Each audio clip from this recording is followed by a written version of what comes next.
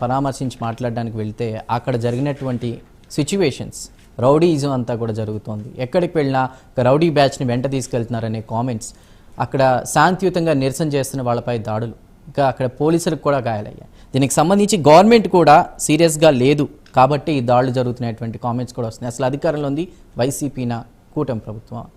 దీనికి సంబంధించి కూడా అంటే జగన్మోహన్ రెడ్డి గారు అధికారంలో ఉన్నా అధికారంలో లేకపోయినా ఆయన తీరు మారదా?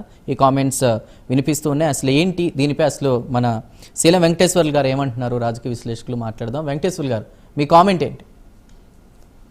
నమస్కారం మీకు, అలాగే ప్యానల్లో ఉన్న విజయకరణ్ గారికి, సుజాత గారికి, విజయలక్ష్మి గారికి అందరికీ నమస్కారం అండి. అలాగే ప్రైమ్ టీవీ ప్రేక్షకులందరికీ కూడా నమస్కారాలు. ఈరోజు జగన్మోహన్ రెడ్డి గారు చేసిన పర్యటన రైతులను పరామర్శించడానికని బయలుదేరాడు. ఒక ప్రతిపక్ష పార్టీగా ఆయన వెళ్ళాలనుకోవటం తప్పులేదు, కానీ అది పరామర్శకు వెళ్ళినట్టుగా లేదు. ఒక వందల వేల మందితో ర్యాలీగా వెళ్ళటం ఏంటి? ఆ రకమైన ఎక్కడైనా చూసామా మనం? స్వతంత్రం వచ్చిన దగ్గర నుంచి ఎన్నో పార్టీలను చూసాం, కానీ ఈ ఒక విచిత్రమైన, ఇప్పుడు అధికారంలో ఉన్నప్పుడేమో చతుర్ల సభలు ఇలాగ జనాలతో 100,000, 2,000, 3,000, 5,000 ఇచ్చి చేశారు. ఇప్పుడు అదే, ఇప్పుడు ఒకటి చెప్తానండి చందు గారు, ఫస్ట్ ప్రభుత్వం ఏర్పడిన తర్వాత నెల తిరక్క ముందే అలా కాదు సారీ ఫర్ ద ఇంటరప్షన్ శీలం గారు, sorry for the interruption. Permission ఇస్తే ఇలా జరుగుతుంది, పర్మిషన్ ఇవ్వకపోతే మమ్మల్ని అడ్డుకుంటున్నారు అంటున్నారు. ఏంటి, ఎలా చూడాలి? కానీ ఓకే కానీ ప్రజాస్వామ్యం సార్ ఇది. అంతకుముందు జగన్మోహన్ రెడ్డి గారికి ప్రజాస్వామ్యం ఏమీ పట్టేదండి. మేము ఒక ప్రతిపక్ష పార్టీగా, మేము ఒక చిన్న పార్టీగా చాలా ఇబ్బందులు పడ్డాం. మమ్మల్ని బయట కానికుండా చిన్న చిన్న ఉద్యమాలు కూడా చేసుకుని కూడా పర్మిషన్ లేకుండా అల్లాడించారు. కానీ ఇప్పుడు ఈ ప్రభుత్వాన్ని మాత్రం మనం ఒక రకంగా అభినందించాలి. పర్మిషన్ ఇస్తున్నందుకు. ఈకపోతే పోలేడు కదా బయటికి. కానీ అప్పుడు మనమే ఏమంటాం? ప్రభుత్వాన్ని విమర్శిస్తాం. ఆ విమర్శలు అక్కడ సీనియర్ నాయకుడు కాబట్టి, అనుభవం ఉన్న నాయకుడు కాబట్టి, రాష్ట్రానికి ప్రజలందరూ కోరుకున్నారు కాబట్టి ఆయన సీనియారిటీకి, ఆయన ప్రజాస్వామ్యవాదానికి నచ్చి ప్రజలు ఓట్లేదు గెలిపించారు. కానీ జగన్మోహన్ రెడ్డి గారు అధికారంలో ఉన్నప్పుడు ఇష్టం వచ్చినట్టు చేశారండి. అధికార మతం పై నుండి అనుకున్నాం.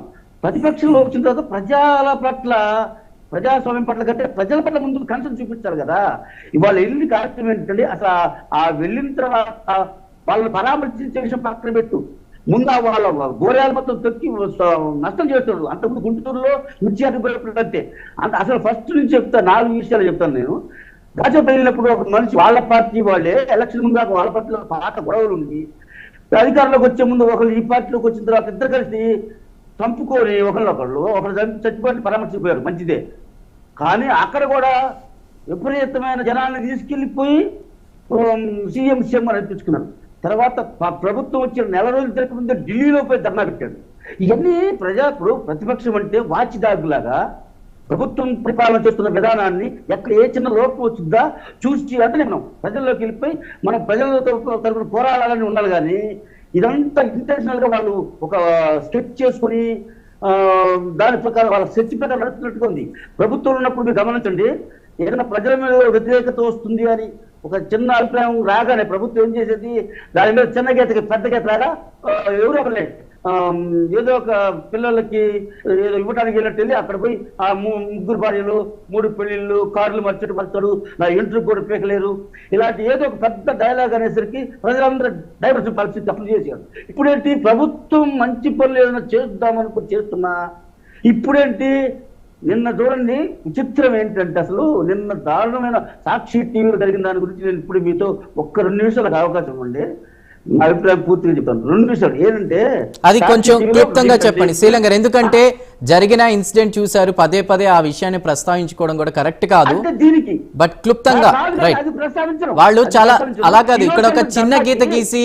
విజయలక్ష్మి గారు ఏమన్నారు, విజయలక్ష్మి గారు ఎదురు వాడు వచ్చి ధర్నా, వాళ్ళు వచ్చి నిరసన తెలిపి ఏంటి అన్నారు. నిరసన తెలపడం ప్రజాస్వామ్య హక్కు. ఎందుకు నిరసన తెలిపారు?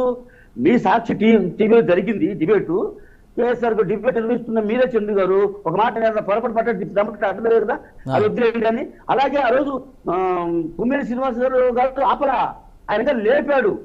ఏమన్నాడు, ఇంకా అది మీరు అలా అనకండి, మీ మీద పడి నీచంగా ట్రోల్ చేస్తారు. అదే కాకుండా అది నేను కూడా చూశాను, అదేదో పేపర్లో. అసలు ఆ మాట ముందు అంత రాజధాని అంటే అందరికండి 5 కోట్ల ఆంధ్ర ప్రజలది రాజధాని. ఒక్క మహిళలనే కాదు, అక్కడ రాజధాని అందరికి 5 కోట్ల మంది అందరినీ ఇంత మాట్లాడడం టక్కన ఆపాల. 2 రోజుల ముందు ఒక చర్చ జరిగిందండి. 28వ తారీఖు ఎన్టీఆర్ పుట్టినరోజు అయితే ఆ సందర్భంగా 29వ తారీఖు 30వ తారీఖు కాదులేండి శ్రీలంగ గారు కాదు, ఆయన ఖండించారు. ఒక విషయం శ్రీలంగ గారు, ఒక కాలం ప్రశ్నకి ఈ రోజు ఎందుకు ఆపలేపారు శ్రీలంగ గారు ఒక్కసారి, సారీ ఫర్ ద ఇంటరప్షన్. శ్రీలంగ గారు ఒక్క నిమిషం శ్రీలంగ గారు క్షమాపణ చెప్పాలి. కన్సెన్స్ గా ఏదైనా అక్కడ జరగడం తప్పు అని జగన్మోహన్ రెడ్డి గారు మాట చెప్పొచ్చు కదా అనే భావంతో పైన వచ్చారండి. అంతేగాని ఏదో ప్రభుత్వం దీన్ని ఆపాలని కాదు. వస్తుంటే ఒక 20, 30, 50 మంది వచ్చి ప్లకార్డులు పట్టుకుంటే ఏం ఆపలేరు. కానీ నిరసన తెలియజేయడం హక్కు, ప్రజాస్వామ్య హక్కు. మీరు మీ ఛానల్లో ఛానల్ యజమానిగా భారతీ రెడ్డి గారు కూడా క్షమాపణ చెప్పలేదు అంటే కొమ్మినేని గారు ఒక్క నిమిషం శ్రీలంగ గారు కొమ్మినేని గారు ఖండించారు. అది ఎప్పుడో తెలుసా? ఒక్క నిమిషం అండి. కొమ్మినేని గారు ఖండించారు. అది ఎప్పుడో తెలుసా? లక్ష్మీ పార్వతి గారిని గత ప్రీవియస్ డిబేట్ లో ఎవరో ఏదో మాట అన్నారని ఖండించారు, కానీ అమరావతి మహిళలందరినీ మాట్లాడుతున్నప్పుడు ఆయన ఖండించలేదు. బదులుగా మీ మీద ఏమైనా ట్రోల్ అవుతుందేమో చూసుకోమన్నారు. సరే, అదంతా అయిపోయింది. కానీ ఈ రోజు జరిగిన ఇన్సిడెంట్ గురించి మీరేమనుకుంటున్నారు చెప్పండి. ఇప్పుడు ఇది కూడా ఒకే ఒక కారణం విషయం సార్. ఇప్పుడు జగన్మోహన్ రెడ్డి గారు 30వ తారీఖు మొన్నప్పుడు 10 రోజుల ముందు వెళ్లాల్సింది ఈ రోజు ఎందుకు వెళ్ళాడంటే దీన్ని డైవర్ట్ చేయడానికి. ఇది వాళ్ళ మీద ఇప్పుడు వైసీపీ మీద అలాగే సాక్షి పేపర్ ఛానల్ మీద కొంచెం వివాదం వస్తుంది, గొడవలు అవుతుంది. ఇదంతా వాళ్ళకి ఏమైందంటే ఇది డైవర్ట్ చేయాలంటే చక్కగా 4 రోజుల ముందు వీళ్ళంటే ప్రభుత్వం ఇస్తుంది కదా పర్మిషన్ పెట్టినారంటే అంత ముందు వచ్చింది అది ట్యానింగ్ చేసి 3 రోజుల ముందు చేసి ఉంటారు.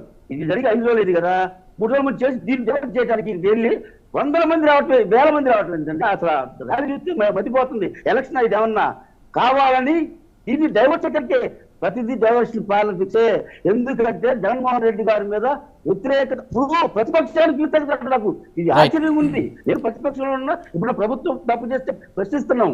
కానీ సందర్భం లేకుండా అసందర్భంగా వాళ్ళు ఏదో ఇంటెన్షన్ వాళ్ళు అనుకున్న ప్రకారం స్కెచ్ ప్రకారం జరుగుతుంది.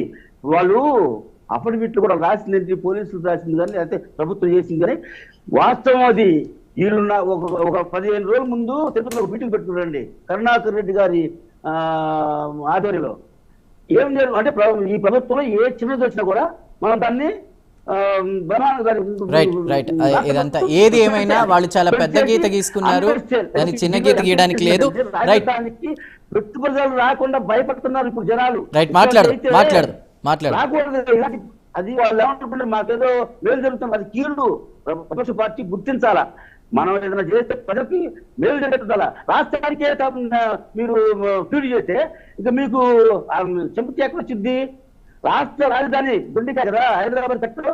మనకు ప్రతిపక్ష పార్టీ ఏది చేసినా పెట్టుబడులు రావాలి, పిల్లలకు ఉద్యోగాలు రావాలి. రాజధాని అంటే ఏంటండి? 5 కోట్ల మంది, అది కాక అదంతా దయ్యాల రాజధాని అనేది మరీ దరిద్రం కదండి. అది దేవతల రాజధాని. తల్లి పేరు తన ముందు పెట్టుకున్న గౌతమిపుత్ర శాతకర్ణి ఏలిన రాజు, దాన్ని కట్టడం మనకది. ఇంకొక విషయం అండి, అందరికి ఎవరికి తెలియని విషయం కూడా చెప్తున్నా. గుంటూరు జిల్లా రాజకారుల జిల్లా. పట్టిపోలు కానీ వదిలిపెడితే మందరం, కృష్ణాయపాలెం అవన్నీ రాజధానులు. ఓకే అండి, చరిత్ర తెలియని వాళ్ళు ఏదైనా మాట్లాడతారు. వాటి గురించి మాట్లాడాల్సిన అవసరం లేదు. ఆ ప్లేస్ కి ఎంత చరిత్ర ఉందో కూడా అందరికీ తెలిసిన విషయమే. శ్రీలంగ గారు మళ్ళీ మాట్లాడతాను.